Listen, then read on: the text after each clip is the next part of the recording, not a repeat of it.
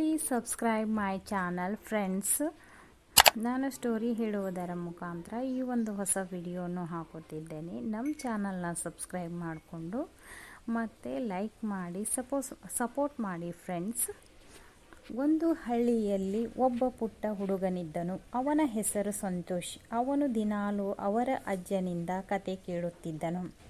ಅವನ ಅಜ್ಜನು ಆ ಹುಡುಗನ ಅಜ್ಜನು ತನ್ನ ಬಾಲ್ಯದ ಸಾಹಸದ ಕತೆಗಳನ್ನು ಹೇಳುತ್ತಿದ್ದನು. ಅದನ್ನು ಕೇಳಿ ಹುಡುಗ ತನ್ನನ್ನು ತಾನೇ ಆ ಸಾಹಸದ ಕಾರ್ಯದಲ್ಲಿ ಕನಸಿನ ರೂಪದಲ್ಲಿ ಕಾಣುತ್ತಿದ್ದನು.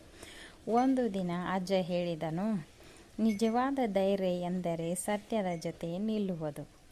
ಆ ಮಾತು ಕೇಳಿ ಹುಡುಗನ ಮನಸ್ಸಿನಲ್ಲಿ ಬೀಜ ಬಿತ್ತಿದಂತೆ ಆಯಿತು.